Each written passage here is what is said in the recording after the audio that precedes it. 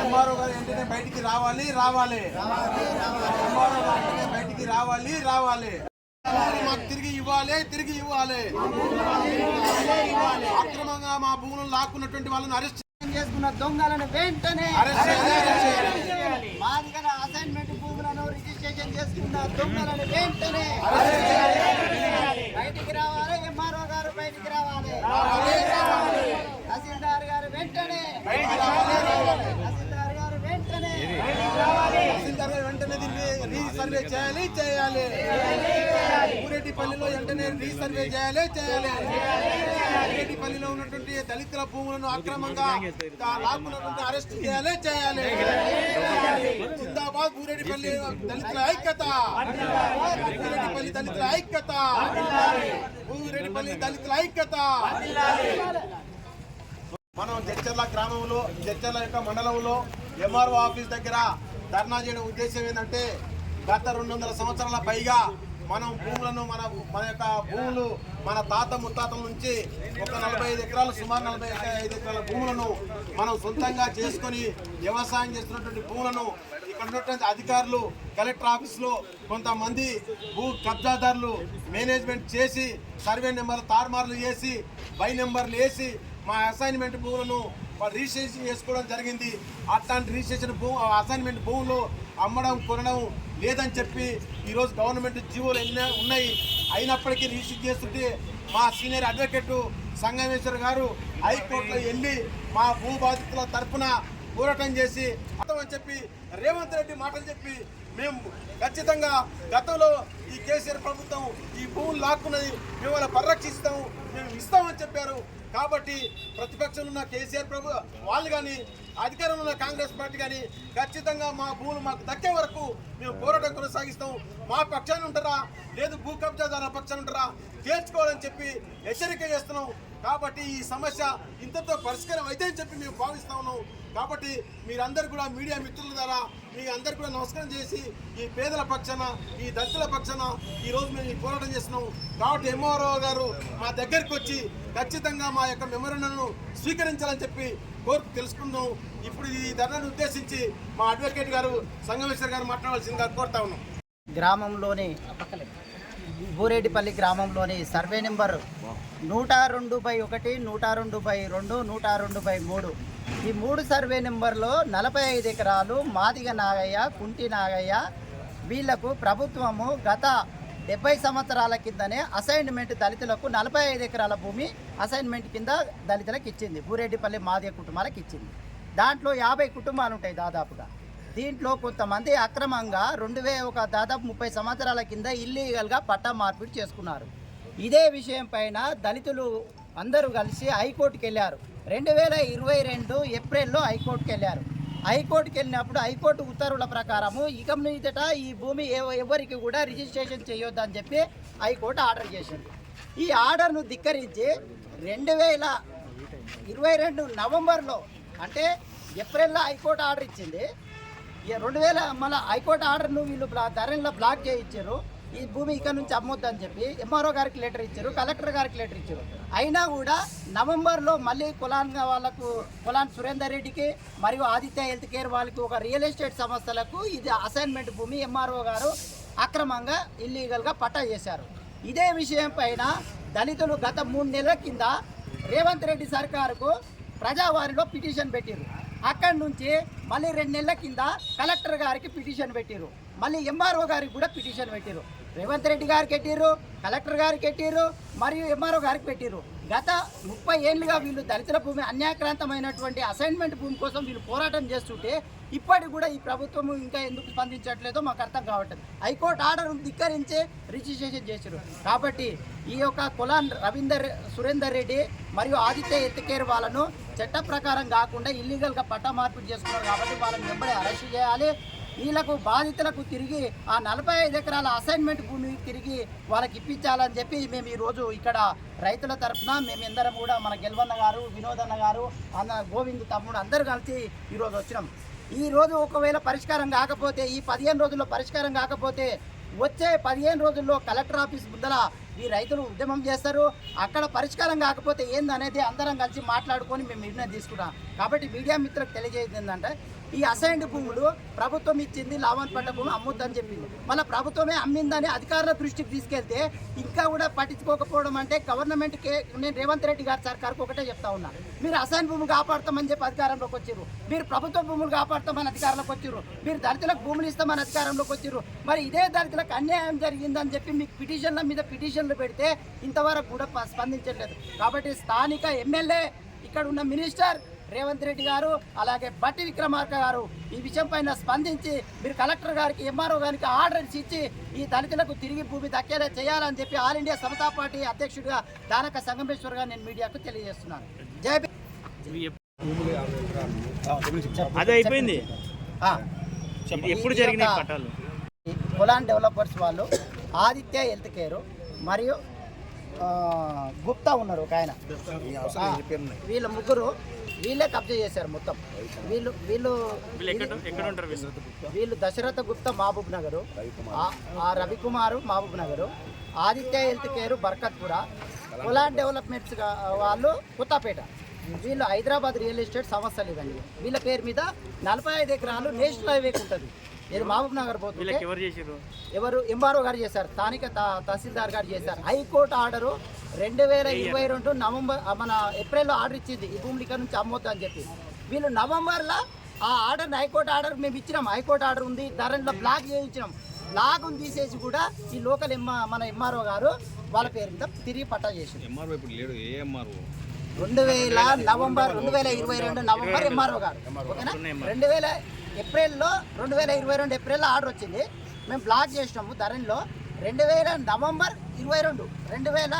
November ఆ MRO గారు ఇల్లీగల్గా చేసింది. కాబట్టి ఆ ఎంఆర్ఓ పైన అధికారుల పైన కలెక్టర్ ఆఫీస్ అధికారుల పైన ఎంఆర్ఓ పైన చర్యలు తీసుకొని రైతులకు న్యాయం చేయాలని చెప్పి వేడుకుంటున్నాం. ఒక్క మాట, ఇది లావణ్ పట్ట అసైన్ ల్యాండ్ కాబట్టి వీళ్ళు కాన్సెంట్ ఇవ్వకుండానే వాళ్ళు చేసిరా, లేకపోతే వీళ్ళు సంతకాలు తీసుకున్నారు? హీట్ అయింది కదా, హీట్ అవుతున్నాయి, ఫోన్ హీట్ అయిపోతున్నాయి. అనుమతి లేదు. వీళ్ళ పూర్వీకులు నాగయ్య గారికి ఇచ్చారు. నాగయ్య ముగ్గురు పేర్లు కూడా నాగయ్యనే, మాదిగి నాగయ్య, కుంటి నాగయ్య, ఇంకో రోడ్డ నాగయ్య, ముగ్గురు పేర్లు కూడా నాగయ్యలే. వీళ్ళకి ఒక్కొక్కరికి 15 ఎకరాలు ఇచ్చారు.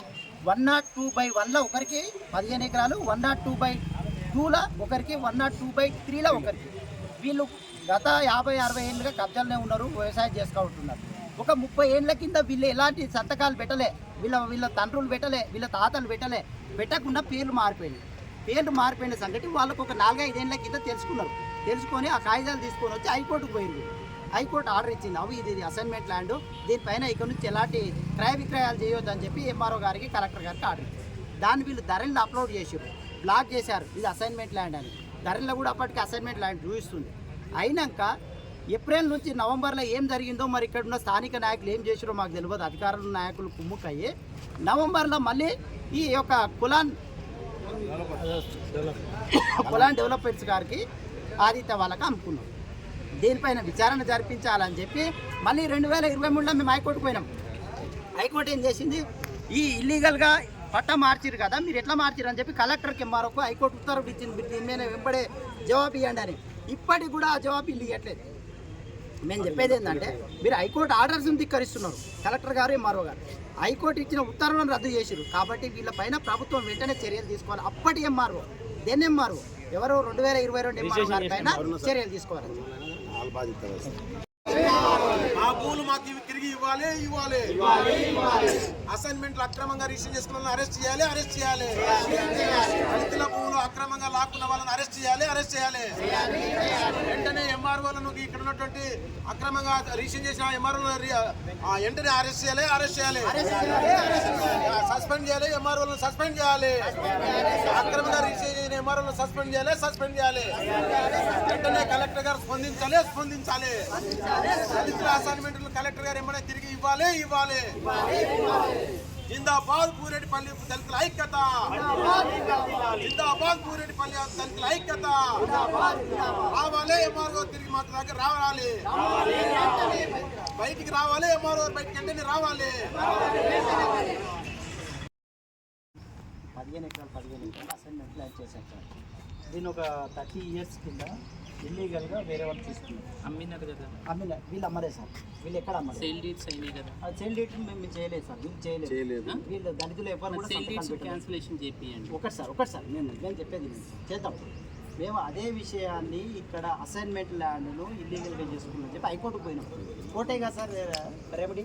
హైకోర్టుకు పోయినప్పుడు హైకోర్టు ఏం చేసింది, 2022 ఏప్రిల్లో హైకోర్టుకు పోయింది సార్. వీళ్ళు పోయినప్పుడు హైకోర్టు ఏం చేసిందంటే దీని మీద స్టేటస్ కో ఇస్తూ దీనిపైన ఇక్కడ నుంచి ఎలాంటి రెవెన్యూ ఎంట్రీ చేయొద్దని చెప్పి 2022 ఏప్రిల్లో ఆర్డర్ ఇచ్చేసారు. ఆర్డర్స్ అన్నీ కూడా మీకు పెట్టిన ఇంతకుముందు. అయితే దీన్ని మేము ధరణిలో బ్లాక్ కూడా చేయించాం. బ్లాక్ చేయించినాక 2022 నవంబర్లో మళ్ళీ పొలాన్ డెవలప్మెంట్ వాళ్ళకు, ఆదిత్య హెల్త్ కేర్ వాళ్ళకు మళ్ళీ రిజిస్ట్రేషన్ చేశారు. ఈ విషయం పైన కూడా మళ్ళీ 2023లో సార్ మేము ఆల్రెడీ ఇంతకుముందు చేసినాము, ఎంఆర్ఓ వాళ్ళు ఎంట్రీ చేయొద్దని చెప్పి మళ్ళీ చేసారు అని చెప్పి మళ్ళీ రిటేషన్ అప్పుడు ఏం చేసిందంటే 2023లో దీనిపైన సమగ్రంగా రిపోర్ట్ రాసి పంపండి అని చెప్పి స్థానిక తహసీల్దార్ గారికి, కలెక్టర్ గారికి ఆర్డర్స్ ఇచ్చింది హైకోర్టు. 2023 రిట్ నెంబరు 1 ఇవన్నీ రిట్లు సార్. కాబట్టి కూడా మళ్ళీ ఇస్తాం మేము. 112265 6 రిట్లు ఉన్నాయి. వీటిపైన ఇచ్చినప్పుడు ఆయన కూడా పట్టించుకోలేదు. దీనిపైన మేము ప్రజావాణిలో ఒక పిటిషన్ పెట్టాం. రేవంత్ రెడ్డి గారు ఇచ్చి అక్కడ పెట్టినప్పుడు కలెక్టర్ గారికి రాశారు. కలెక్టర్ గారికి ఇచ్చాము, ఎంఆర్ఓ గారికి పంపించారు. ఆ ఎంఆర్ఓ గారు ఎప్పుడే ట్రాన్స్ఫర్ చేస్తారు. ఇది పొందవచ్చు. ఈ విషయంలో రైతులు మీకు 2 సార్లు మీ నోటీస్ కూడా తెచ్చారు. మీరు రిపోర్ట్ ఇచ్చారు. కలెక్టర్ గారు కూడా ఈ విషయంలో మీతో మాట్లాడారు. దానిపైన మేమేమంటున్నామంటే దీనిపైన మీరు హైకోర్టుకు జవాబు రాయండి. మీకు ఆల్రెడీ మీకు ఆర్డర్స్ ఇస్తున్నాం మేము. మీకు ఎంఆర్ఓ గారు, తహసీల్దార్ గారు, దీనికి హైకోర్టుకు మీరు జవాబు రాయండి. ఇది అసైన్మెంట్ ల్యాండా కాదా, ఎవరు చేసారు, ఏం చేసారు అనేది మీరు హైకోర్టు ఉన్న రిపోర్ట్ రాయండి. మేము ఉన్న రిపోర్ట్ రాయమంటున్నాం. మరి అంతే, మేము మీకు రిపోర్ట్ రాయమని అంటున్నాం. దీంతో పాటు ఇల్లీగల్గా చేసుకున్నారని చెప్పి అయితే ఆ దొంగల పైన ఎవరైతే పొలాన్ డెవలప్మెంట్ వాళ్ళన హరిత వాళ్ళ పైన కేసులు బుక్ చేసి వీళ్ళకి దళితులకు న్యాయం చేయమని చెప్పి రిప్రజెంటేషన్ 2వ ఇస్తున్నాం సార్. వినండి, దీని మీద నేను చెప్తాను. దీని మీద ఆల్రెడీ నన్ను అప్రోచ్ అయితే మీ దగ్గర ఉన్న కోర్ట్ ఆర్డర్స్ని మనకు ధరణిల మాడ్యూల్ ఉంది, కోర్టు కేసు ఇంటిమేషన్ మాడ్యూల్ ఉంది. కోర్టు కేసు ఇంటిమేషన్ మాడ్యూల్లో మీరు అప్లై చేసుకుంటారు అని చెప్పి నేను ఆల్రెడీ మీ ప్రజావానికి రిప్లై కూడా ఇచ్చాను. ఈ రోజు వరకు కూడా మొత్తం 3 సార్లు అప్లై చేసుకున్నారు, 3 సార్లు రాంగ్ అప్లై చేసుకొని వచ్చారు. నేను చెప్పాను ఎలా అప్లై చేయాలనే విషయాన్ని కూడా సార్ మీరే వచ్చారు నా దగ్గర. ఇతనే అప్రోచ్ అయితే కోర్టు కేసు ఇంటిమేషన్ కాలంలో ఎవరిని మనం బ్లాక్ చేయాలి, మనకు హైకోర్టు ఎవరిని నుంచి నాట్ టు ఎలైనేట్ చేయమన్నదో వాళ్ళ పేరు రాసేసి కోర్టు కేసు ఇంటిమేషన్ కాలంలో అప్లై చేసుకొని వస్తే మేము బ్లాకింగ్ చేయడానికి వస్తుందని చెప్పారు. 2 టైమ్స్ రాంగ్ మాడ్యూల్ అప్లై చేసుకొని వచ్చారు. 2 టైమ్స్ కూడా రిజెక్షన్ చేసి ఎలా అప్లై చేసుకొని రావాలనో మీరు వచ్చారు నా దగ్గర. వచ్చారు కదా, నేను పేపర్ మీద రాసి ఇచ్చాను కదా, మీ సేవలకు వెళ్ళి అప్లై చేసుకుంటాను. కాబట్టి దయచేసి ఇప్పుడు కూడా చెప్తున్నాను, మీరు హైకోర్టు ఆర్డర్స్ని ధరణిలకు వెళ్ళి కోర్టు కేసు ఇంటిమేషన్ కాలంలో మీరు అప్లై చేసుకొని వస్తే ఇమీడియట్గా గౌరవ న్యాయస్థానం ఉత్తర్వుల ప్రకారము అట్టి సర్వే నెంబర్స్ అన్నీ కూడా బ్లాక్ చేస్తారు. తర్వాత ఇది ఎప్పుడైతే హైకోర్టు ఆర్డర్స్ వచ్చాయో ఆ రోజు నుంచి ఈ రోజు వరకు కూడా ఎలాంటి ట్రాన్సాక్షన్స్ అనేవి జరగటం లేదు. అన్నీ కూడా ప్రొహిబిటెడ్ ఫర్ ట్రాన్సాక్షన్లో ఉన్నవి. ఇప్పుడు మీరు అప్లై చేసుకొని రండి, ఇమీడియట్గా మా మేడం గారికి మేము రిపోర్ట్ రాసి పంపించేస్తాం. Okay sir. దీనిపైన ఓకే సార్. మా పర్పస్ ఏంటంటే ఇది అసైన్మెంట్ ల్యాండ్ నాట్ సేలబుల్గా సార్ దీన్ని చేశారు. దీనిపైన మీరు హైకోర్టు మీకు మేము ఇది ధరలో బ్లాక్ చేసేది అనేది ఒక ఇప్పుడు మీకు ఏం చేసింది, హైకోర్టు ఆర్డర్ ఇచ్చింది. దీనిపైన రిపోర్ట్ పంపమని చెప్పి మీకు తహసీల్దార్ గారికి ఒక ఆర్డర్ ఇచ్చింది. దీనిపైన హైకోర్టుకు రిపోర్ట్ పంపమని అడుగుతున్నాం మేము. మీరు హైకోర్టుకి ఆర్డర్ చూడండి సార్. మీకు హైకోర్టు మీకు దీనిపైన మీరు రిపోర్ట్ రాసి పంపండి అని చెప్పి హైకోర్టు ఆర్డర్ ఇచ్చింది. ఈ ఆర్డర్ను ఫుల్ఫిల్ చేయండి.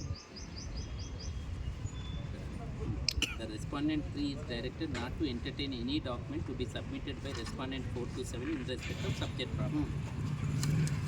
Respondent 3 వచ్చేసరికి నేను నాకు రెస్పాండెంట్ 6, 7 ఎవరు పొలాన్ డెవలపర్స్, ఆదిత్య హెల్త్ కేర్ వాళ్ళు నాకు ఏదైనా సేల్ డీడ్ అప్లై చేసుకొని వస్తే నన్ను ఏది కూడా ఎంటర్టైన్ చేయొద్దు అన్నది. అసలు వీళ్ళది స్లాట్ బుక్ కాకుండానే నేను బ్లాక్ చేపిస్తా అంటున్నాను. మీరు కోర్టు కేసు ఇంటిమేషన్ కాలంలో అప్లై చేస్తే నేను స్లాటే బుక్ కాదు, మీరు సో అది అప్లై చేయాల్సిన బాధ్యత ఎవరిది? రంగయ్య గారిది.